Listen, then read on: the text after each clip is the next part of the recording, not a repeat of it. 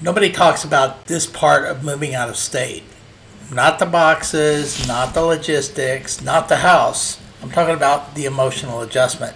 And it catches people off guard even when the move is perfect on paper. I can assure you I've worked with several relocation clients, and I can tell you this is what we found out. Here's the truth. Even a great move comes with second guessing, right?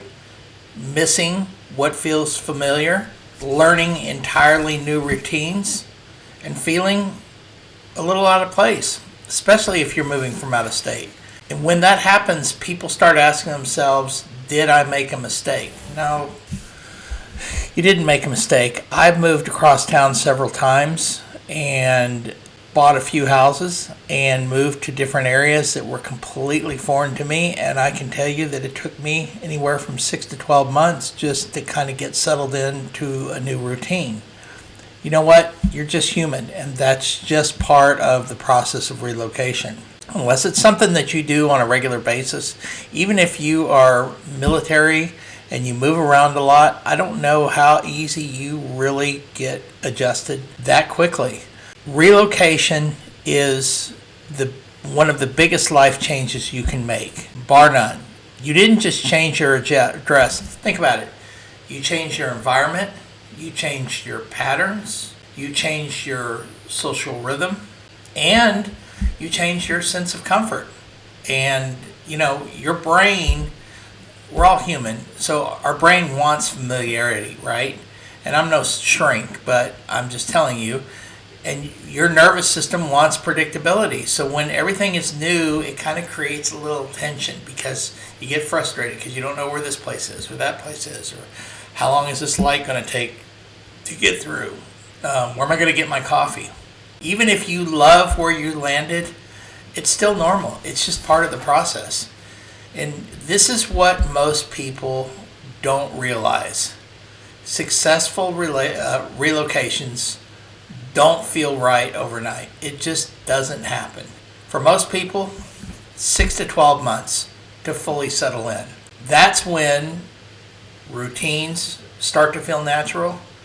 The area stops feeling foreign to you, and the place begins to feel like home, not just where you live. And that is a big factor. And if you expect instant comfort, you're going to feel disappointed, I can assure you. And if you expect adjustment, you'll feel grounded. But a lot of times with a lot of relocation people that I've worked with, is they have the movers pack everything up, and then they come to the house and they unpack it and everything is ready to go. It doesn't mean that you're going to settle in and everything's going to pick up right where you left off. So this is what I would recommend to you. Give yourself permission to miss where you came from. There's nothing wrong with that. I lived in Dallas most of my life, and there are parts of it that I miss. There's more parts of it that I don't miss, but it's not the same town that I grew up in. And I lived there all my life. You feel unsure sometimes, but that's okay. That's just part of it. Take your time finding your rhythm, because it could be a while. And granted, that can be kind of frustrating, but, don't judge the move too quickly. And be careful. I would say be careful not to compare your old life just yet, because you need to let the new place that you're moving into earn some trust. And whether you're there for job or children or whatever your reason is, there is going to be a time for adjustment. And that's just part of the whole natural process. Hey, quick pause. If you are thinking about relocating to Flower Mound, I've put together a relocation guide for you that's going to make things a whole lot easier. Inside, you're going to find top neighborhoods, school info, commute details, and spots that the locals actually love to go to, shopping and restaurants. It's designed to help you feel not so overwhelmed, which relocation is always an overwhelming process. So grab your free copy. It's on the link below, and let's make your next move a smooth one. So, moving out of state, you can do all the best plans. I have worked with people that everything has been planned in place, but then, as soon as they get here, all the bases they thought were covered, and then the anxiety and the frustration starts to seep in. You didn't get groceries, so now you got to go out to eat. Where are we going to go out to eat? Where's someplace good? Where can we go? Our house isn't ready. We're going to have to move into an extended stay or an Airbnb or something. That will really ruffle the feathers.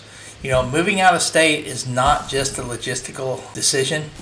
I mean, it's an emotional transition. And, the people that I've known that seem to thrive for the long term, they don't rush the adjustment. They just kind of take it in stride and relax. I know that if you have children and you're trying to get them in school and you've got a new job and you're trying to get situated, it can be a little bit crazy because maybe there's two of you that were working together when you were out of state, and now there's only one of you trying to put the whole household together for yourself or your spouse or even for your whole family. I mean, it can be crazy. So the people that don't rush it and give yourself time to adjust, they're the ones that seem to hit the curve a little bit quicker. And, if this resonates with you, you're not alone and you are doing it right. And I'm Chris Hooper with Chris Hooper Realty, and I will see you the next time.